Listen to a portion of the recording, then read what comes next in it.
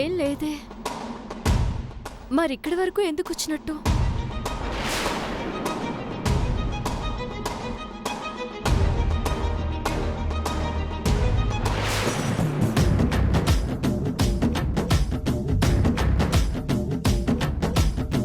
లోకేశ్వరి, లోకేశ్వరి. అబ్బబ్బా, ఏంటయ్యా చెవులు చిల్లులు పడిపోయి అలా అరుపులు? గుంతెండిపోతుంది కాబట్టి నీళ్లు తెచ్చావా?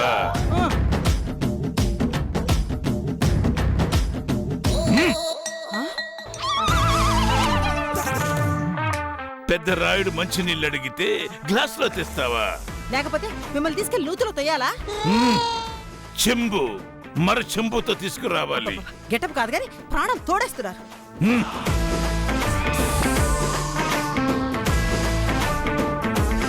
లోకేశ్వరి, లోకేశ్వరి, లోకేశ్వరి.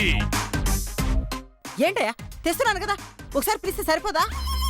సరిపోదు, అందుకే ఎక్కువలో ఇచ్చాను. నువ్వేమి ఎక్కువ ఇవ్వక్కర్లా, రీ రికార్డింగ్ లో ఆళ్లే వేసుకుంటారు.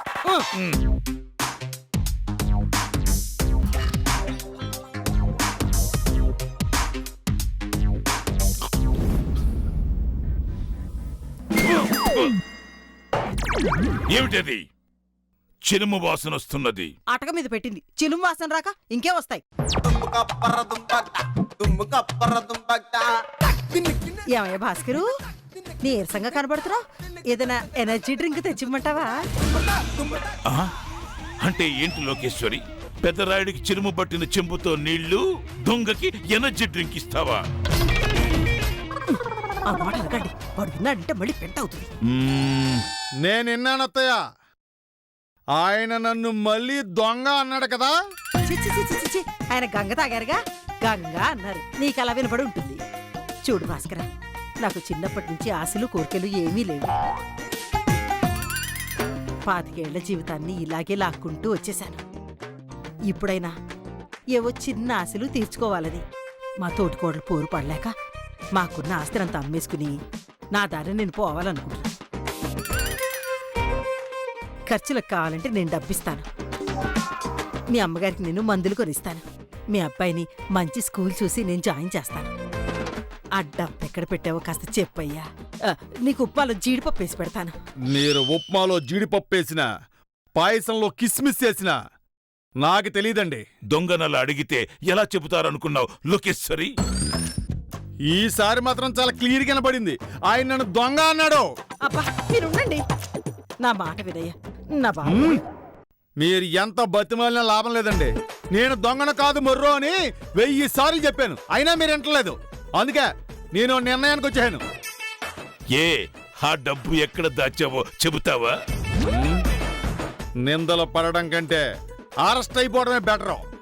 ఫోన్ చేయండి, అరెస్ట్ చేసుకోమని చెప్పండి, కొట్టుకుంటే కొట్టుకోమని చెప్పండి. నేను మాత్రం డబ్బులు ఎక్కడున్నాయో నాకు తెలియదని చేతులు ఎత్తుకుని కూర్చుంటాను. నువ్వు అలా చేతులెత్తి నిలబడతావనే కదరా నేను క్యారెక్టర్ మార్చుకుని బతిమలాడుతున్నాను. నువ్వెన్ని డైలాగులు చెప్పినా ఈ పెద్దరాయుడు మాత్రం నిన్ను నమ్మడురా. నువ్వు దొంగ దొంగ దొంగ. అమ్మా గీత, అమ్మా గీత.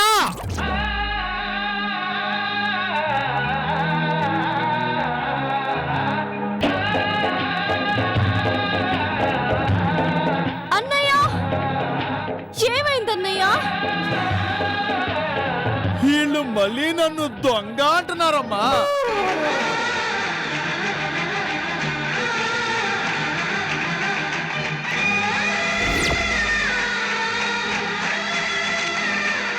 ఇప్పుడు ఇది మళ్ళీ స్పీచ్ ఇస్తుంది అనుకుంటా.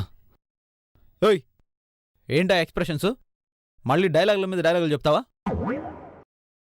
డైలాగులతో ఈ సీన్ పండదండి, ఓన్లీ యాక్షన్.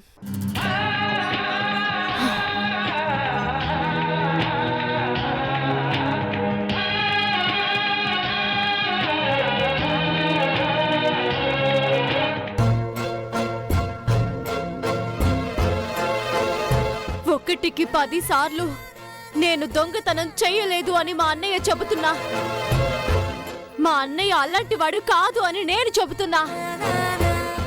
ఎవ్వరూ విననప్పుడు నమ్మనప్పుడు మీరు వేస్తున్న నిందలకు బాధ్యత వహిస్తూ శిక్ష నేనే విధించుకుంటాను.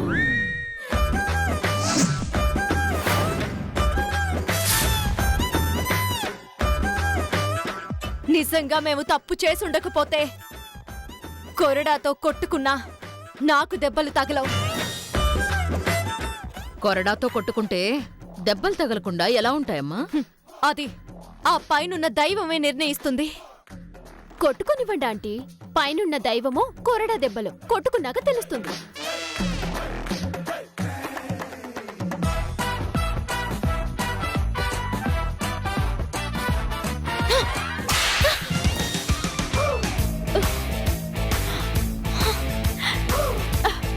చూసారా మామయ్య, నేనే తప్పు చేయలేదు కాబట్టి కొట్టుకున్నా నాకు దెబ్బ తగలలేదు.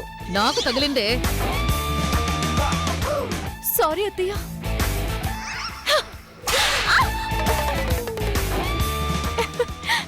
నన్ను కొడుతున్నావేంటే?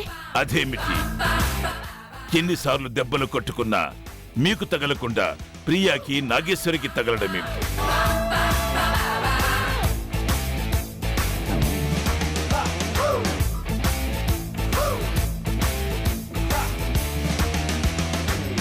అంటే ఏంటి నాన్న?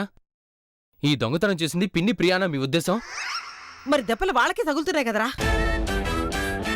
నిన్ను కొడితే నీకు తగులుతాయి. అప్పుడు నువ్వు దొంగవేనా? చూడుదిరా, నువ్వంటే గౌరవం ఇస్తాను, రెస్పెక్ట్ ఇస్తాను. రెండు ఒకటి కదా. ఫ్లో డిస్టర్బ్ చేయకు, మళ్ళీ డైలాగ్ మర్చిపోతాను. ఈ ఇంట్లో గీతుండగా ఆ గీత దాటొచ్చి దొంగతనం చేయాల్సిన అవసరం మా పిన్నికి లేదు. ఏంటి వీడనేది? గీత లేకపోతే దొంగతనం నేనే చేస్తాననా? ఇక ప్రియా అంటావా? పిచ్చిది. దీనికి మేకప్ అవటానికి రోజులు 24 గంటలు సరిపోవు.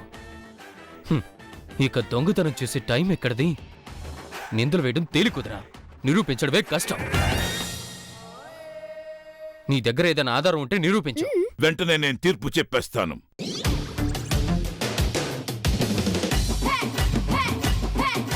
నిరూపిస్తాను శివ, ఖచ్చితంగా నిరూపిస్తాను. అందుకే పిలిపిస్తున్నాను. ఆవిడ రావాలి, నిజాలు బయటకు రావాలి. ఆవిడ అంటే లేడీయా? యా, చాలా పవర్ఫుల్ లేడీ. తన తెలివితేటలతో పెద్ద పెద్ద గజ దొంగల్నే పట్టించింది. ఇంటి దొంగల్ని పట్టించడం ఎంత పని?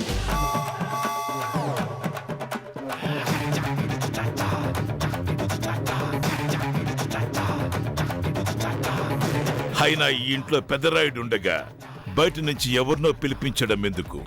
పెద్దరాయుడు తొక్కలో తీర్పులు చెప్పమంటే చెప్పగలడు గాని దొంగల్ని పట్టుకోలేడు కాబట్టి. అమ్మ గీత, నువ్వు ఎవరినైనా పిలిపించు గాని నా డబ్బు మాత్రం నాకు దక్కేలా చేయి తల్లి. పోయిన డబ్బులే కాదు, దొంగలు కూడా దొరుకుతారు. ఆవిడ రాక కోసం వెయిట్ చేయండి.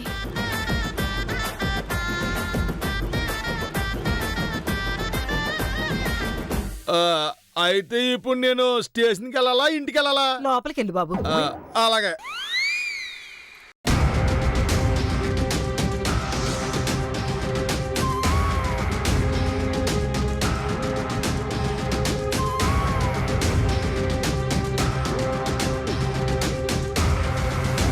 ఏంటి ఇది? పెద్ద పెద్ద గజ దొంగల్ని పట్టుకున్నా ఎవరినో పిలిపిస్తానంటోంది. ఎవరై ఉంటారు? ఈ తొక్కలో ₹1 కోటి దొంగతనానికి సిఐడీలు వచ్చేస్తారా? ఛాన్సే లేదు. మరొచ్చేది ఎవరు?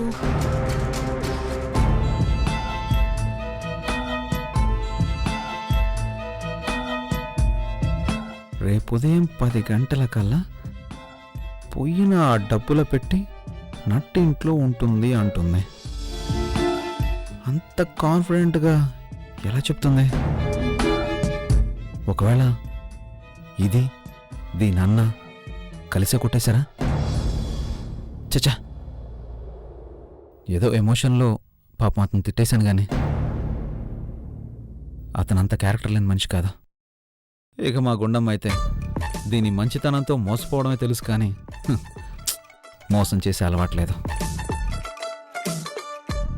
మరి ఏ ధైర్యంతో ఈ సవాల్ చేస్తుంది? ఏవండి మీరింకా నిద్రపోలేదా? నిద్ర రావట్లేదు. ఆ, జోల పాడమంటారా? నిజం చెప్పమంటానే, దేని గురించి? పోయిన ఆ డబ్బుల సూట్ కేసు గురించి.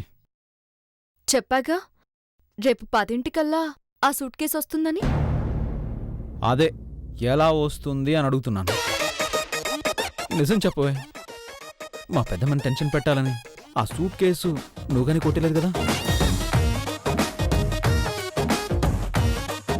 నేను దొంగతనం చేశానంటే మీరు నమ్ముతారా? నమ్మను. మరెందుకలా అడిగారు? రేపు 10 గంటలకల్లా వచ్చేస్తుందని నువ్వు అంత కాన్ఫిడెంట్గా చెప్తుంటే ఏదో క్యూరియాసిటీతో. లేదులేండి, మీకు నా మీద అనుమానం ఉంది. మనసులో అభిప్రాయం ఉండబట్టే మాటలు అలా వస్తున్నాయి. అయినా కట్టుకున్న భార్యని అవమానించటం, అనుమానించటం మీ మగాళ్ళకి అలవాటేగా. త్రేతాయుగంలో శ్రీరాముడు, కలియుగంలో నేను, మధ్యలో ఎవరూ లేరు రారు అన్నారు. ఆ రాముడు సీతను అనుమానించాడు, ఈ రాముడు ఈ గీతను అనుమానిస్తున్నాడు. ఆపింకా మాట్లాడితే చాలు కళ్ళల్లో నుంచి కన్నీళ్లు, నోట్లో నుంచి పురాణాలు. నువ్వు ఆ డబ్బు తీయలేదని నేను నమ్ముతున్నాను, కానీ రేపటికల్లా ఎలా వస్తాయి చెప్పవే? క్యూరియాసిటీతో చచ్చిపోతున్నాను. వస్తారన్నది నిజం, కానీ ఎవరొస్తారన్నది నేను ఇప్పుడప్పుడే చెప్పలేను. నాకు నిద్ర వస్తుంది, నేను పడుకుంటాను. Good night.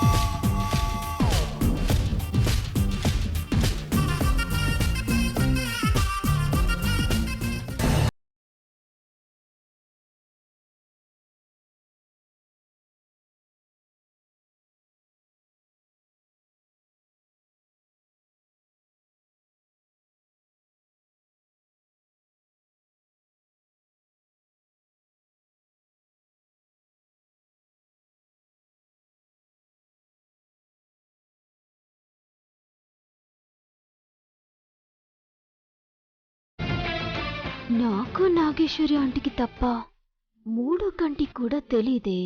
ఈ గీత ఏ ఆధారంతో ఇంత కాన్ఫిడెంట్గా మాట్లాడుతుంది? బేసిక్గా నేను నాగేశ్వరి ఆంటీ తేడా అన్న విషయం గీతకి డౌట్ ఉంది, కానీ క్లూ ఏముంది?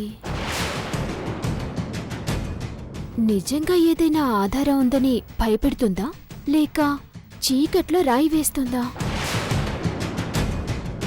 అసలు రేపు గీత పిలిపిస్తున్న ఆవిడెవరు?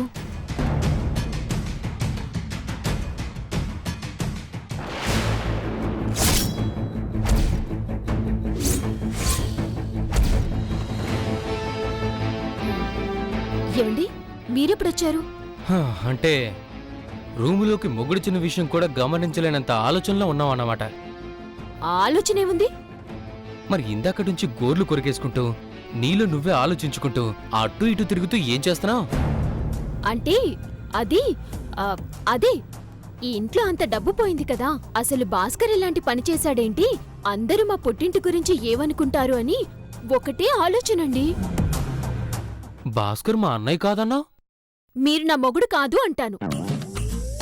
అంటే అయిపోతుందా?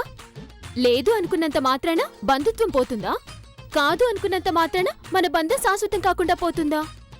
అది తెలియదు గానీ రేపు ఉదయం 10 గంటలకల్లా వదిన అసలు దొంగలు బయట పెడుతుంది. ఆ మరుక్షణమే వాడు ప్రాణం మాత్రం పోతుంది. అంటే గీత ఏదో పెద్ద ప్లానే వేసింది. వీణ్ణి మెల్లగా దువ్వి అదేంటో తెలుసుకోవాలి. ఏవండి, ఏంటి టోన్ మారింది? మరేమో నాకేదైనా ఒక విషయం గురించి చెప్తే అదేంటో పూర్తిగా తెలుసుకునేంత వరకు నిద్ర పట్టదు. అయితే ఏం లేదు, రేపు దొంగెవరన్నది గీత ఎలా బయట పెట్టబోతుందో కాస్త చెప్పరా? అదే చెప్పానుగా, క్యూరియాసిటీ అని. అది నాకెలా తెలుస్తుంది? వదిన నన్ను కూడా అనుమానిస్తుంది. మిమ్మల్ని ఎందుకు అనుమానిస్తుంది? ఇంట్లో అందరం ఉండగానే దొంగతనం జరిగినప్పుడు ప్రతి వ్యక్తికి పక్క వ్యక్తి మీద అనుమానం ఉండటం కామనే కదా. కామనే చూస్తానని నా వైపు చూస్తారేంటి? నేను చూడటం కాదు, వదిన అందరి వైపు ఇలానే చూస్తుంది.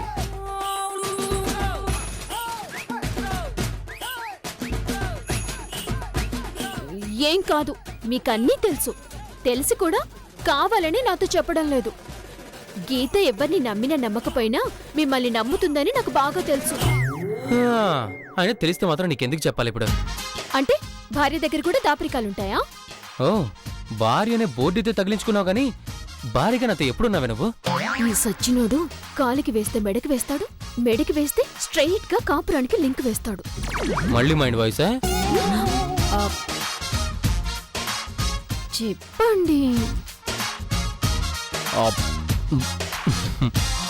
మరి చెప్తే నాకేంటి లాభం? దొరికాడు. మీకు స్నానం చేయిస్తాను. మీ వీపు మీకు అందదు కదా, అందుకని సబ్బుతో వీపు రుద్దుతాను. మరొకసారి అడిగితే రుద్దనన్నా? ఇప్పుడు రుద్దుతానంటున్నాను కదా. సబ్బుతో మీ వీపు రుద్ది స్నానం చేయించి తల తుడిచి నైస్ గా పడుకోబెడతాం, అంతే కదా? అయినా ఇప్పుడు స్నానాలు రొమాన్స్ చేసే మూడ్లో నేను లేను. రేపు ఆ దొంగ ఎవడో తెలిసిన తర్వాత వాడుకుంటుంది చూడవే. ఏం చేస్తారు? చెప్పాగా, మొడ్రే.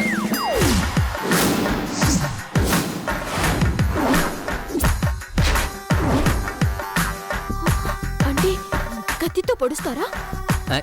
ఆ పద్ధతి కాదు ప్రియా, నాటి పద్ధతే. ఉండలు చేసే మట్టిని తొక్కుతారు చూసావా, 2 కాళ్ళతో. ఆ స్టైల్లో దొంగతనం చేసిన వాడిని నేల మీద పడేసి పీక మీద కాలేసి కసబిస తొక్కిడవే. అలా చేస్తే చచ్చూరుకుంటారు. అవును, ఈ మర్డర్ చేసింది నేను లొంగిపోయి ఏకంగా సెంట్రల్ జైల్లోనే స్నానం చేస్తాను. మీరు జైలుకి వెళ్ళిపోతే నా పరిస్థితి ఏంటి? ములాఖాతులో వచ్చి కలుద్దుగాలే.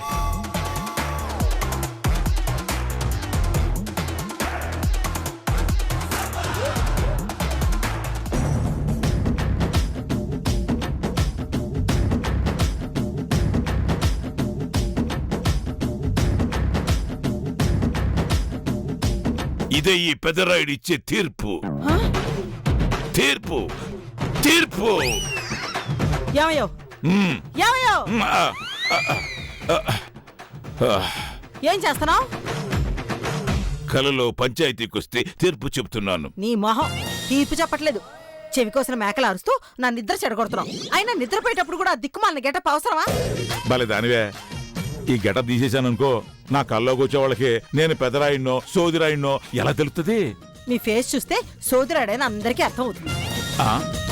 మెళ్ళ పూసల దండ్లు మీరును పెదరాయిడ్లా కాదు, భూతవేదుడిలా ఉన్నారు.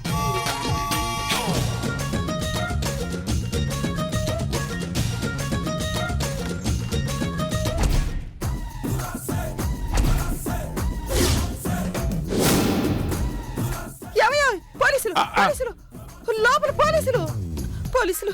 మన బెడ్రూమ్ లోకి పోలీసు వాళ్ళు ఎందుకు వస్తారు? లోకేశ్వరి కదయ్యా, బాత్రూమ్ లో ఉన్నారు. పెద్దరాయుడు బాత్రూమ్ లోకి పోలీసు వాళ్ళు దూరడమా?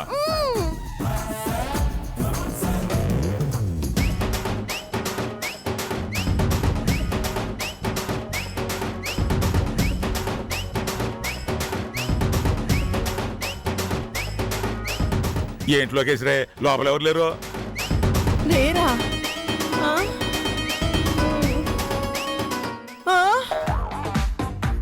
ఎవయ్యా, ఇదిగో ఇక్కడ ఉన్నారు.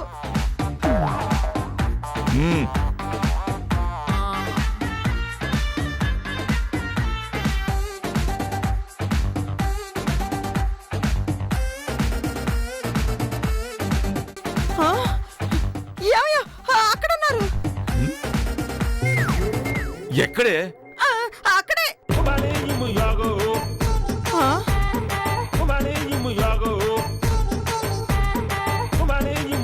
పోలీసులు లేరు, పాడు లేరు.